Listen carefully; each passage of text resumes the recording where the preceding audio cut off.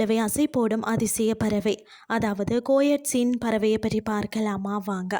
என்னன்னு சொல்லி பார்த்தீங்கன்னா, இயற்கையின் படைப்பில் பறவை இனத்தை சேர்ந்ததாக இருந்தாலும் பாலூட்டிகளை போன்ற செரிமான பண்புகளை கொண்டு ஆராய்ச்சியாளர்களை வியப்பில் ஆர்த்தக்கூடிய ஒரு பறவைன்னு சொன்னால் அதுதான் கோயட்ஸின் அப்படின்னு சொல்லக்கூடிய பறவை. தென் அமெரிக்காவின் அமேசான் காடுகளில் காணப்படும் இந்த பறவை தான் மாடுகள் போல உணவை பார்த்தீங்கன்னா மீண்டும் வாய்க்குள்ளே கொண்டு மென்று தின்னும், அதாவது அசை போடக்கூடிய பழக்கம் கொண்ட ஒரே ஒரு பறவையாக இருக்கிறது. இதன் விசித்திரமான தோற்றம், செரிமான முறை மற்றது குஞ்சுகளின் தனித்துவமான நகங்கள் ஆகியவை இதனை மற்ற பறவைகளிடமிருந்து முற்றிலும் வேறுபடுத்தி காட்டுகிறதுனே சொல்லலாம். சில சுவாரஸ்யமான தகவல்கள் என்னன்னு சொல்லி பார்த்தீங்கன்னா, இவை தென் அமெரிக்காவில் உள்ள அமேசான் மற்றது ஒரினோக்கோ நதி படுக்கைகளில் தான் காணப்படுகிறதா. அதாவது அசை போடக்கூடிய விசித்திரம். பொதுவாக பறவைகள் பழங்கள் அல்லது பூச்சிகளை உண்ணும். ஆனால் கோயட்ஸின் பெரும்பாலும் பார்த்தீங்கன்னா இலைகளையே உணவாக உட்கொள்கிறதா. இலைகளில் உள்ள பார்த்தீங்கன்னா செல்லுலோஸ் செரிமானம் ஆவது கடினம். இதற்காக மாடுகளை போலவே இதன் உணவு குழாயின் ஒரு பகுதி, அதாவது பையாக உருவெடுத்துள்ளதாம். அங்குள்ள பாக்டீரியாக்கள் இலைகளை சிதைத்து நொதிக்க வைக்கின்றதா. இந்த நொதித்தல் செயல்முறையினால் தான் பார்த்தீங்கன்னா இந்த பறவையின் உடலில் இருந்து ஒரு விதமான மாட்டுச்சாண வாசனை அல்லது அழுகிய மனம் வீசுமா. இதனால் இதனை அதாவது நாற்றம் அடிக்கும் பறவை என்றும் அழைப்பார்களாம். இதனாலேயே வேட்டைக்காரர்கள் இதனை விரும்பி வேட்டையாடுறது இல்லையா. உடல் அமைப்பு மற்றது தோற்றத்தை பார்த்தீங்கன்னா பார்க்கறதுக்கு மிகவும் அழகாக இருக்கக்கூடிய இதோட முகம் பார்த்தீங்கன்னா நீல நிறத்திலேயும், கண்கள் சிவப்பு நிறத்திலேயும், தலையில் பார்த்தீங்க அப்படின்னு சொன்னால் நீண்ட இறகுகளால் ஆன ஒரு கிரீடம் போன்ற அமைப்பும் இருக்கும்.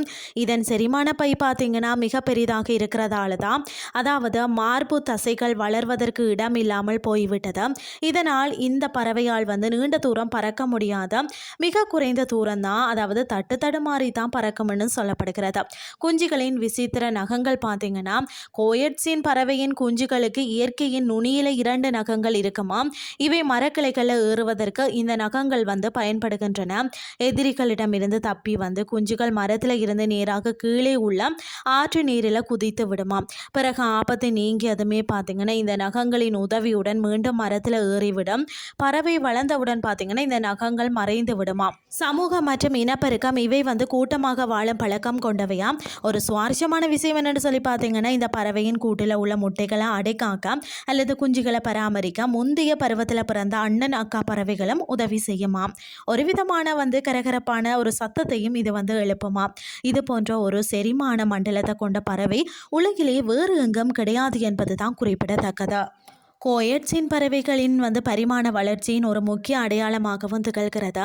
அவற்றின் செரிமான மண்டலம் மற்றது குஞ்சுகளின் நகங்கள் போன்றவை தான் வரலாற்றுக்கு முந்தைய காலத்து பறவைகளை நமக்கு நினைவுபடுத்துகிறது. காடுகள் அழிப்பு மற்றது காலநிலை மாற்றத்தால் இத்தகைய அரிய வகை உயிரினங்கள் பாதிக்கப்படக்கூடும். அதனாலேயே அமேசான் போன்ற இயற்கை சூழலை பாதுகாப்பது கோயட்ஸின் போன்ற அதிசய பறவைகளின் வாழ்வாதாரத்திற்கும் மிகவும் அவசியமாகும்னே சொல்லலாம்.